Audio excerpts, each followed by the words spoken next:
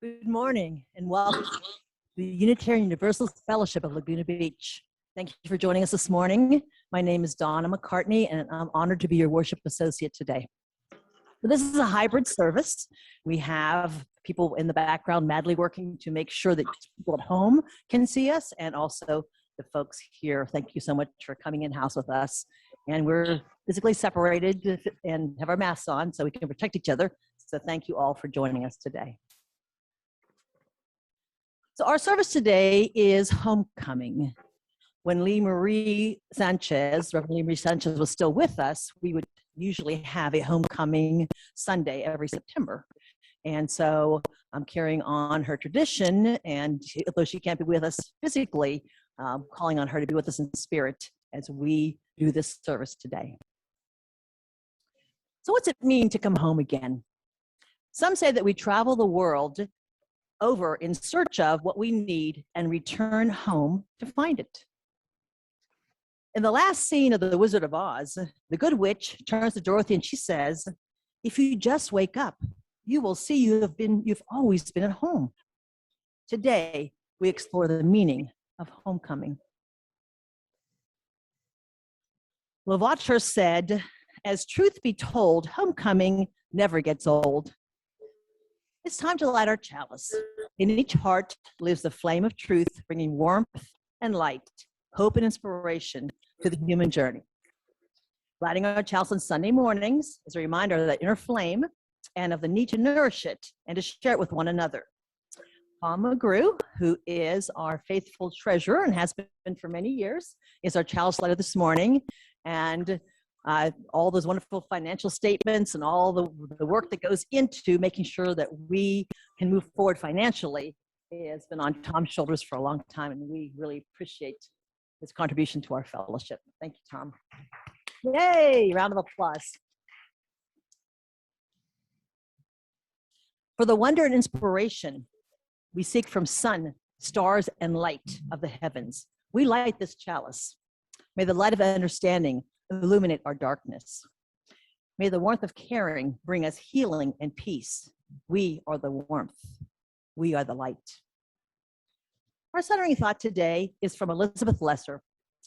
Please read it with me. It's in your order of service, and also it's going to pop up here on the screen in a second. Our centering thought. Here it comes. Whatever is happening, whatever is changing, whatever is going or not going according to my plan, I release my hold on all of it.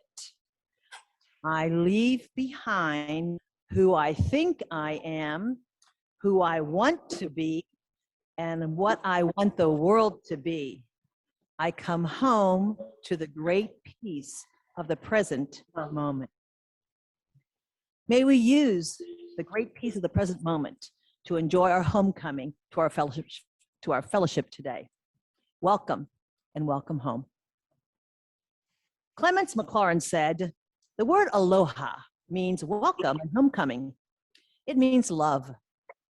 We're delighted, in fact, we love that we have our music director, Carole, singing and playing for us on Sunday mornings. Carole is Zooming so that we can stay safe here in the fellowship until she's able to be here at that piano. It'll be a fabulous day and singing to us as she used to do. But she's Zooming from her home today.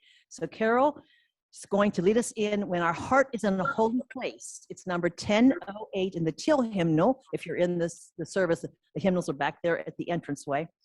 And 108. And if you're at home, the chat's going to be the words will be in the chat. Okay, Carole, take it away, please. And good morning, everyone, on this lovely day, over in my area anyway.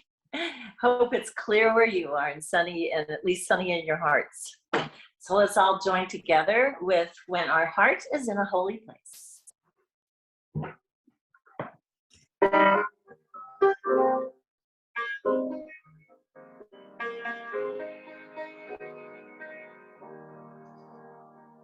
When our heart is in a holy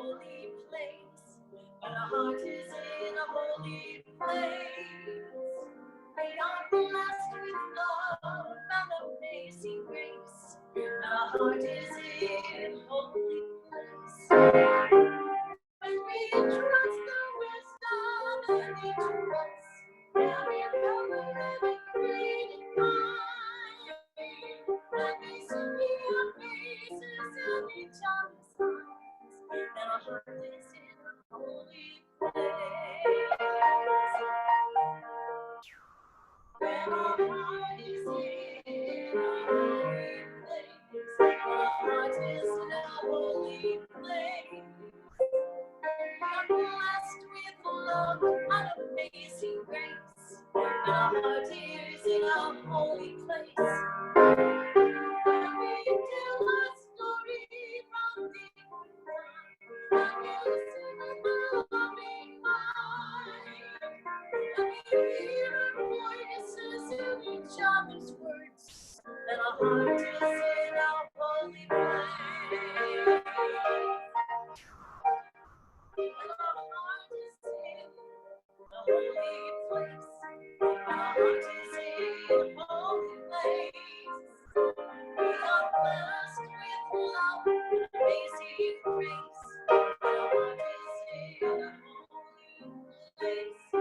When we share the silence of sacred space, and the God in our hearts stays within. And we feel the power of each other's faith. And our heart is in a holy place. When our heart is in a holy place, our heart is in a holy place. We are blessed with love and amazing grace. And our heart is in a holy place. Our heart is in a holy place.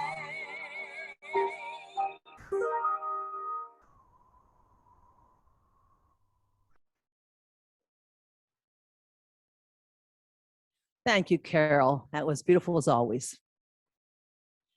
So there is a short affirmation that I invite you to read aloud with me. Those of you at home, please unmute yourself so we can hear you as we read together in the fellowship. And those of you in the fellowship, boom it out, please. The slide's going to come up. It's also in your order service. Here we go.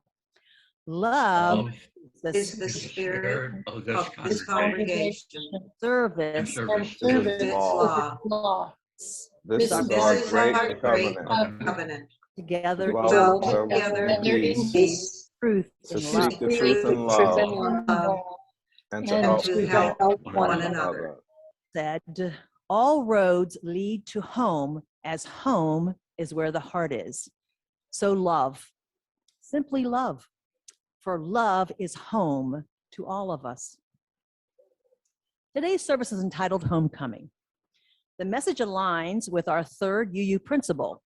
Unitarian Universalist congregations affirm and promote the acceptance of one another and encouragement to spiritual growth in our congregation.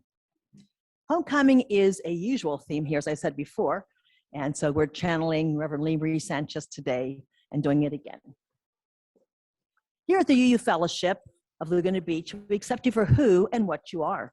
We're a welcoming congregation with membership open to all who covenant with our principles as we build a religious community together. For those of you in the building, the 7 principles of the Unitarian Universalist congregations affirm and promote are in the back of your order service. If you haven't already picked one up, the order service is there at the entrance point to our fellowship. Every Sunday, we have the interdependent love and generous efforts of many individuals who help us to put together our Sunday program. And since it's hybrid, it's even more complicated than it used to be. Pam Flodman, who has been our rock through this whole process of going from hybrid only to hybrid and in-house, is back there once again supporting us today and doing all the things that are necessary to make me look good, basically. And Tom McGrew is we're so grateful that he is in training to do to be the Pam Flodman maestro to take over. So the bird's not always just solely on her. And from afar, we have Don West Jr., who is handling the Zoom part of this operation. So thank you to all of you. I also want to do a shout out to Rachel Daniels, who always sends out the e-blast to us every week and keeps us connected. So thank you to everybody. And then, of course, there are many more unsung heroes that I've not mentioned, but thanks to everyone who does their part to make our fellowship function smoothly. Thank you. So Carole's going to play a musical offering over Zoom. And if those at home, I'd like you to hold a quiet space of reverence as those who feel moved inside our congregation come up and light a candle in recognition of a joy or a sorrow. And Dara is going to do the candle lighting part for us. Thank you, Dara. Another unsung hero. So if those at home, if you'd like to light your own candle, joy or sorrow at home, please go ahead and do that now. And may this give everyone the opportunity to bring a light of healing or celebration to whatever you carry in your heart. So if you're in fellowship and you'd like to come up and light a candle, now is your chance.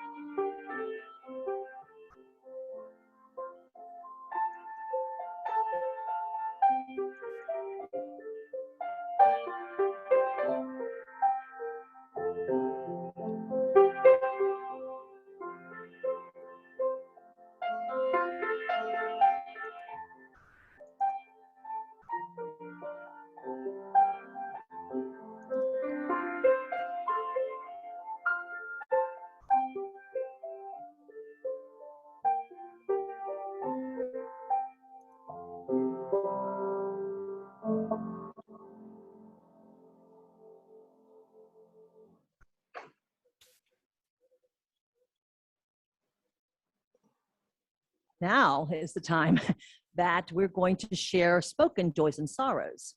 So ours is a sharing community where our joys are amplified, and a caring community where our sorrows are lessened. It's not a time for announcements, but rather a moment to express something in your heart. For those of you Zooming, we're going to not record this part of the service.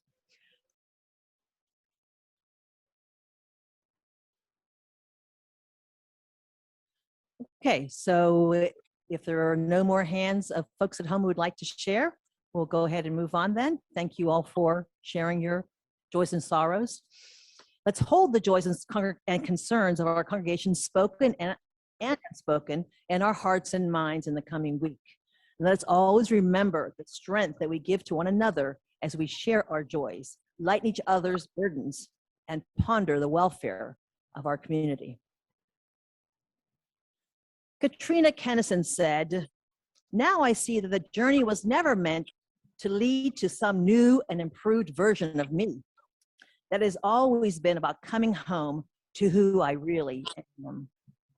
It's time now to pass around the offertory basket so you can contribute to helping us keep our mission for world peace and social justice. If you're Zooming from home, you can see the screen in a minute that shows you how you can contribute. The links to both the Tithely site and PayPal are also in the email that was sent out to you to tell you about this service. So it's easy to click on the link and help us with our mission. Please give generously and with love.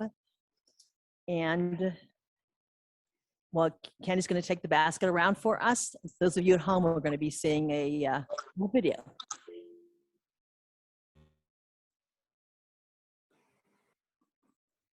Carol's going to play our offertory song. And those of you here in the fellowship, please rise as you're able. The words for the song are in your order of service. Carol? I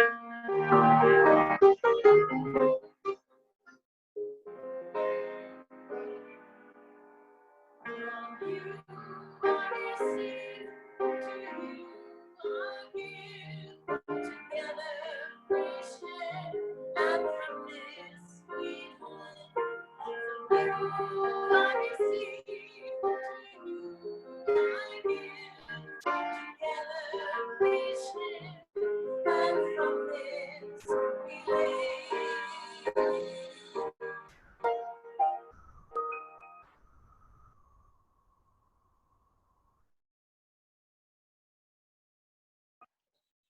So now it is time for our meditation.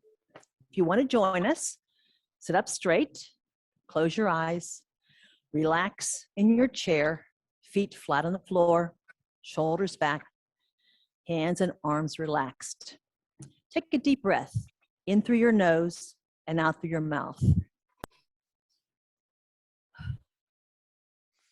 Take another breath in through your nose and out through your mouth.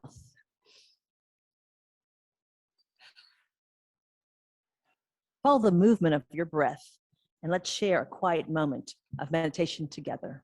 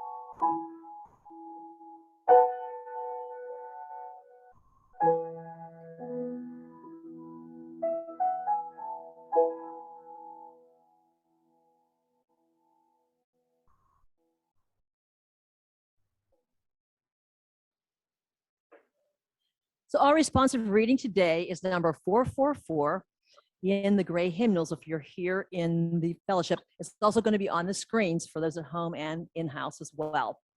I'm going to read the regular print and you'll read the words in italics. This house is for the ingathering of nature and human nature. It is a house of friendships.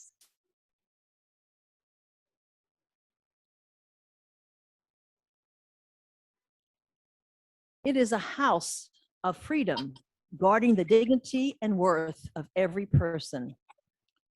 It offers a platform for the free voice, for declaring, both in times of security and danger, the full and undivided conflict of opinion.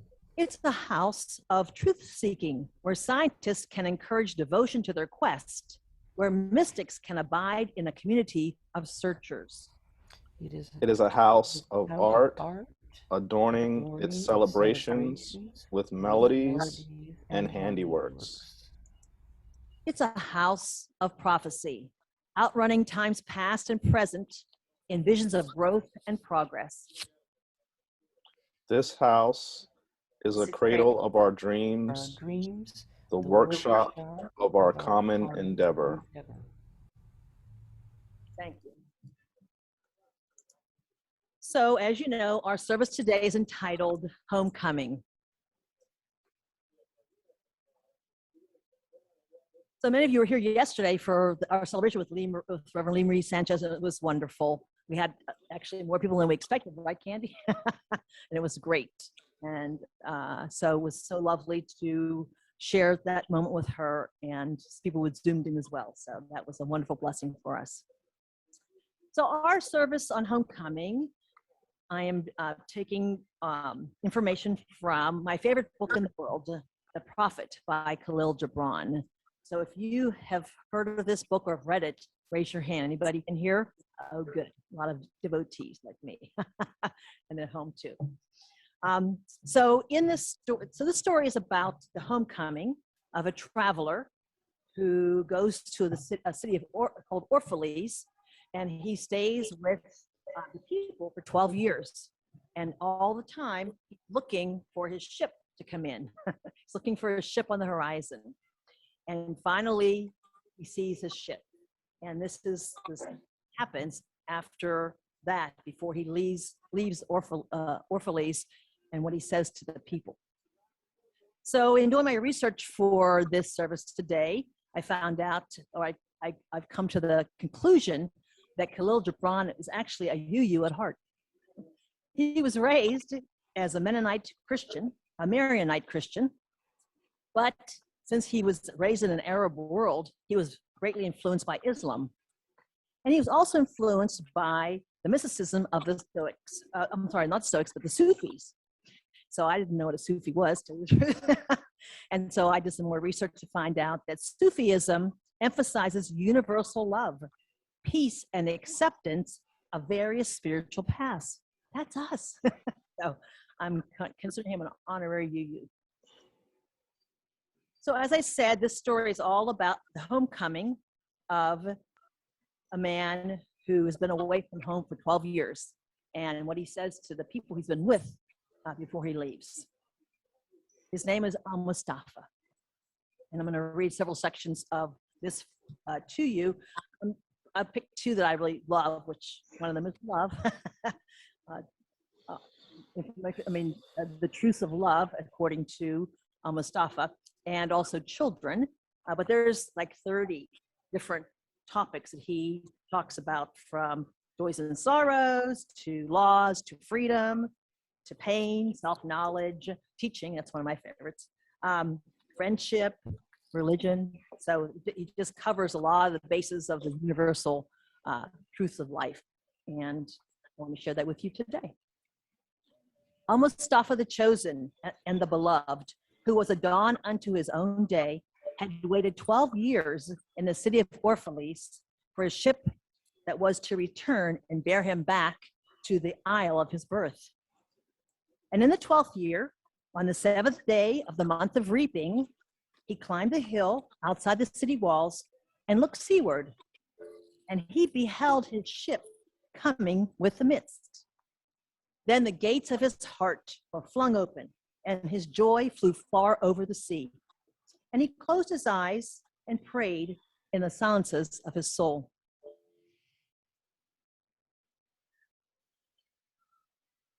And as he came down back into the city to greet his ship, he entered the city, and all the people came to meet him, and they were crying. They were crying out to him with one voice. And as the elders of the city stood forth and said, "Go not yet away from us. At noontide you have been in our twilight, and your youth has given us dreams to dream. No stranger are you among us, nor a guest, but our son and our dearly beloved. Suffer not yet our eyes to hunger for your face." So the different elders, the people talked to him, and then out of the sanctuary came a woman whose name was Almitra. She was a seeress. And he looked upon her with exceeding tenderness, for it was she who had first sought and believed in him when he had been but a day in their city. And she held him, saying, "Prophet of God, in quest of the uttermost, long have you searched the distances for your ship. And now your ship has come, and you must needs go. Deep is your longing for the land of your memories and the dwelling places of your greater desires. And our love would not bind you, nor your needs hold you. Yet this we ask ere you leave us, that you speak to us and give us of your truth. And we will give it to our children, and they to their children, so it shall not perish. In your aloneness, you have watched with our days, and in your wakefulness, you have listened to the weeping and the laughter of our sleep.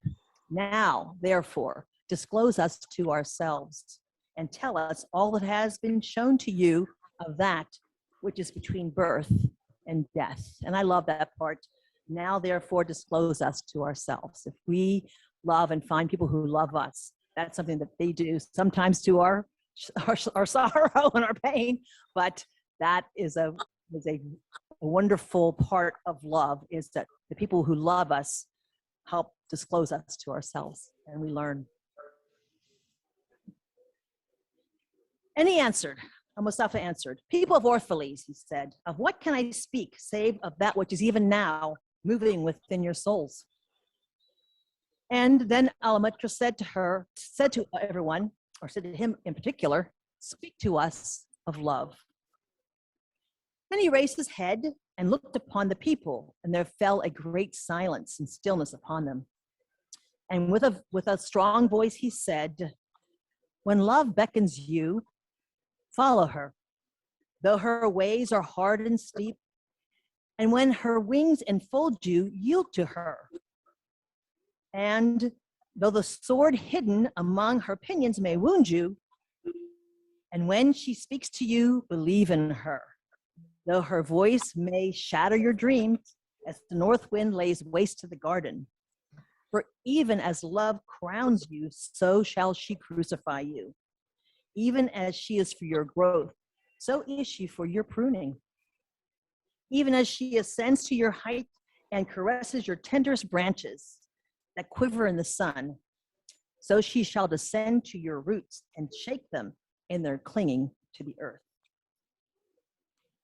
When you love, you should not say, God is in my heart. You should say, I am in the heart of God. And think not that you can direct the course of love, for love, if it finds you worthy, directs your course.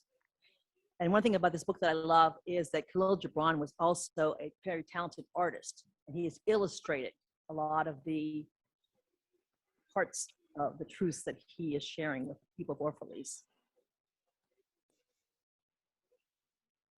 And then a woman who held a babe against her bosom said, speak to us of children. And he said, your children are not your children. They are the sons and daughters of life's longing for itself. They come through you, but not from you. And though they are with you, yet they belong not to you. You may give them your love, but not your thoughts, for they have their own thoughts. You may house their bodies, but not their souls, for their souls dwell in the house of tomorrow, which you cannot visit, not even in your dreams. You may strive to be like them, but seek not to make them like you, for life goes not backwards, nor tarries with yesterday. You are the bows from which your children as living arrows are sent forth. The archer sees the mark upon the path of the infinite, and he bends you with his might, that his arrows may go swift and far. Let your bending in the archer's hand be for gladness, for even as he loves the arrow that flies, he loves also the bow that is stable. I actually read that part at my son's wedding. I love that part. So he goes through and tells the people of Orphalese all of these truths that he has come to know in his wisdom. And finally, after saying all these things, he looked about himself and he saw that the pilot of his ship was standing by the helm and gazing now at the full sails and now at the distance. And he said, patient over patient is the captain of my ship. The wind blows and restless are the sails. Even the rudder begs direction. Yet quietly my captain awaits my silence. And these my mariners, who have heard the choir of the greater sea, they too have heard me patiently. Now, said Al-Mustafa, they shall wait no longer. I am ready. The stream has reached the sea, and once more the great mother holds her son against her breast. Fare you well, people of Orphalese, he says. This day is ended. It's closing upon us, even as the water lily upon its own tomorrow. What was given to us here, we shall keep. And if it suffices not, then again we must come together and together stretch our hands unto the giver. Forget not that I shall come back to you in a little while, and my longing shall gather dust and foam for another body. A little while, a moment of rest upon the wind, and another woman shall bear me. So you can see the influence of reincarnation in his writings. In a little while, a moment of rest upon the wind, and another woman shall bear me. Farewell to you and the youth, Mustafa says. The youth I've spent with you, but it was but yesterday we met in a dream. And in that dream, we built a tower in the sky. And if our hands should meet in another dream, we shall build another tower in the sky. So saying, he made a signal to the seamen, and straightway they weighed anchor and cast the ship loose from its moorings. They moved eastward. And a cry came from the people as from a single heart. And it rose into the dusk and was carried out over the sea like a great trumpeting. Only Alamitra was silent, gazing after the ship until it had vanished into the midst. And when all the people were dispersed, she stood still, alone upon the seawall, remembering in her heart his saying, "A little while, a moment of rest upon the wind, and another woman shall bear me." So Mustafa's journey was at a close after 12 years, and he was headed to his homecoming. Before we extinguish our chalice this morning, Carole will sing and play the hymn Blue Boat Home. For those of you in the building, it's number 1064 in the Teal hymnal. For those of you Zooming, the words will be in the chat. So if you're in the building, please rise in body and spirit as you are able, and Carole's going to play for us Blue Boat Home.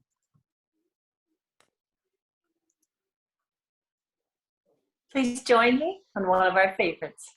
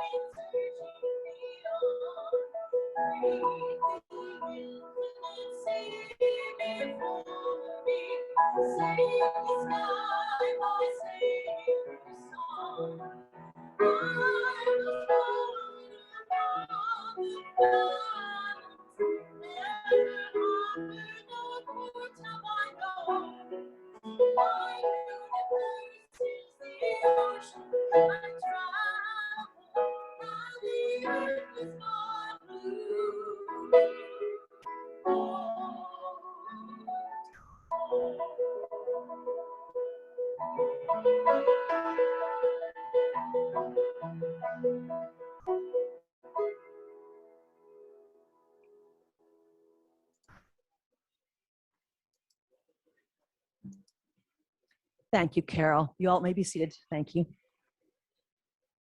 So it is time now to extinguish the chalice here at the fellowship, and your chalice is at home. Tom is going to come up and do the honors here. Thank you, Tom. We extinguish our flame knowing that the light remains in the warmth and compassion of our hearts until we are together again.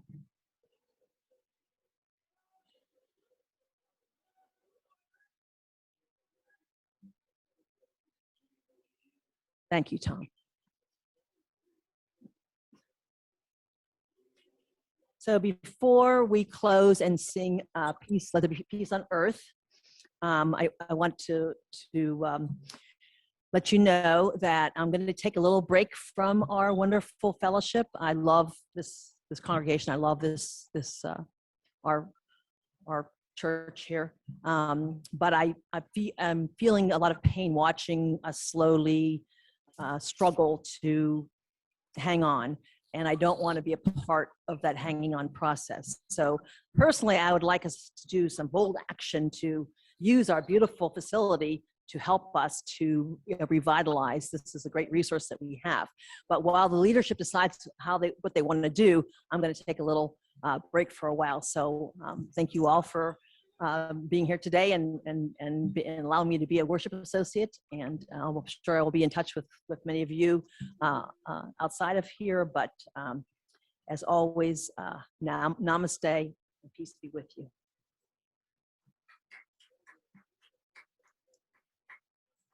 So we're going to end our service as we always do with the "Let There Be Peace on Earth." So if you're in the congregation right now, if you can make a big circle 6 feet apart from people that you don't live with, we will sing that song. Take it away, Carole.